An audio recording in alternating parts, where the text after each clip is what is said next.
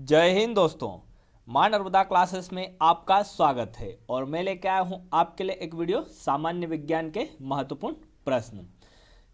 इस वीडियो में सामान्य विज्ञान के उन प्रश्नों को सम्मिलित किया गया है जो पिछली एग्जामों में पूछे गए हैं। तो ये वीडियो आप अंत तक जरूर देखें और आगामी एग्जाम के लिए आपके लिए ये वीडियो बहुत महत्वपूर्ण होगा। तो वीडियो शुरू करते हैं।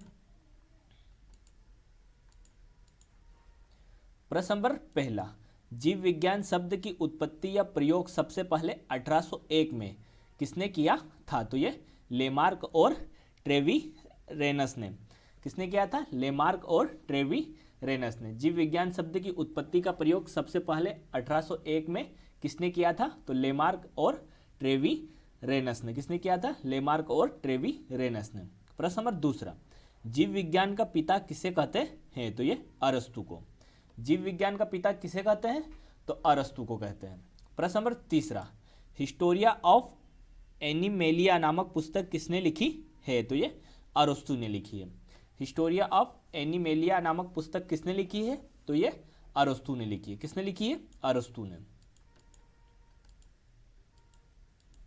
प्रश्न नंबर चौथा, वनस्पति विज्ञान का जनक किसे कहते हैं? तो ये थियोफ्रेस्टस को। वनस्पति विज्ञान का जनक किसे कहते हैं? थियोफ्रेस्टस को। किसे कहते हैं? थियोफ्रेस्टस को। प्रश्न नंबर पांचवा, हिस्टोरिया ऑफ प्लांटेरम पुस्तक किसने लिखी है? तो ये थियोफ्रेस्टस ने लिखी है। हिस्टोरी ऑफ प्लांटेरम पुस्तक किसने लिखी है? थियोफ्रेस्टस ने। प्रश्न नंबर छठा, रेबीज का टीका किसने खोजा था? तो ये लुई पास्चर ने। रेबीज का टीका किसने खोजा था? तो लुई पास्चर ने खोजा था।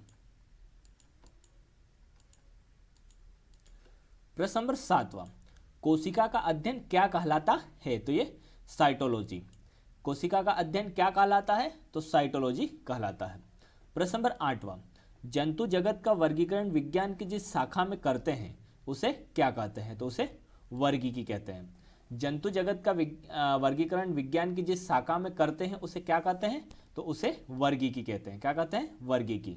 प्रश्न नंबर नौवां, वर्गीकी के बारे में सबसे पहले किस वैज्ञानिक ने बताया था? तो ये कैरोलस लीनियस ने। ये यहाँ पे लीनियस है।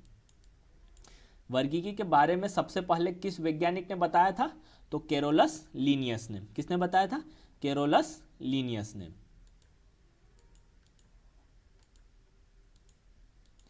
प्रश्न नंबर 10वां, सिस्टेमानेचुरी नामक पुस्तक किसने लिखी थी? तो ये कैरोलस लीनियस ने लिखी थी। सिस्टेमानेचुरी नामक पुस्तक किसने लिखी थी?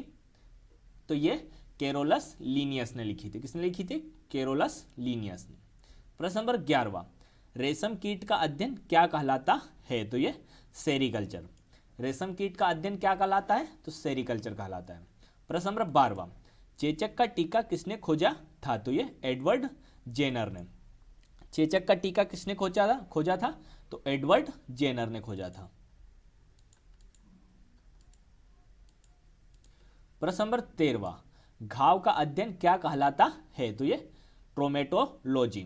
घाव का अध्ययन क्या कहलाता है? तो ट्रोमेटोलॉजी कहलाता है। क्या कहलाता है? ट्रोमेटोलॉजी। प्रश्न नंबर 14, जंतु विज्ञान का पिता किसे कहते हैं? तो ये अरस्तु को। जंतु विज्ञान का पिता किसे कहते हैं? अरस्तु को। प्रश्न नंबर 12वां, वर्गीकी का पिता किसे कहा जाता है? तो ये कैरोलस लीनियस को। वर्गीकी का पिता किसे कहा जाता है? तो कैरोलस लीनियस को।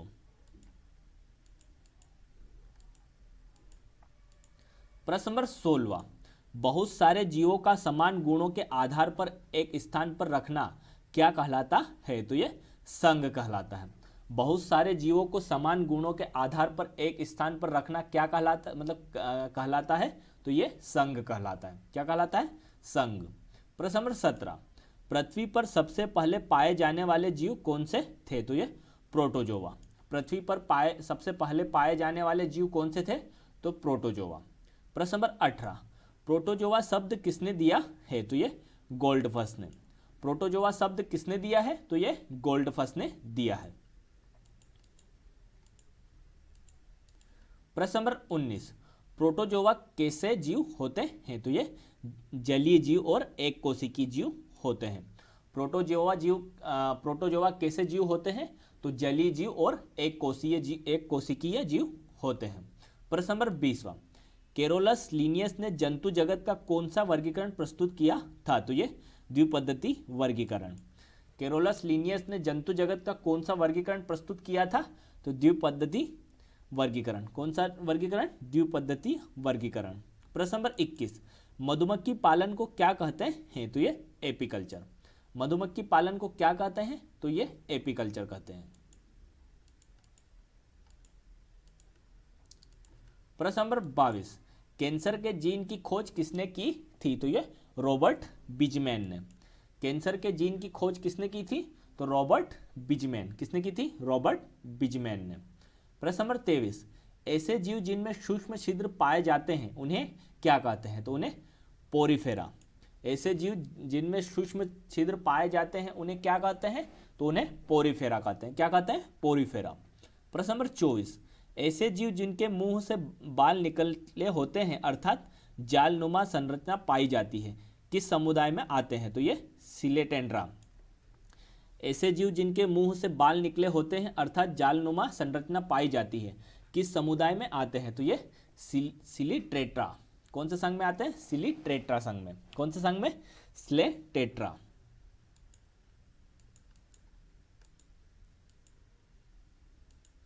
प्रश्न नंबर 25, ऐसे जीव जिनके शरीर में अलग अलग खंड बने होते हैं किस संघ में आते हैं? तो ये एनेलिडा संघ में।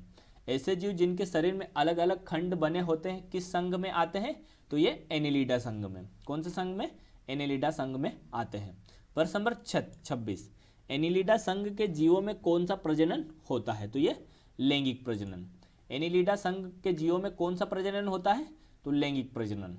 प्रश्न नंबर 27, केचुए में कितने जोड़ी हृदय होता है? तो ये 4 जोड़ी।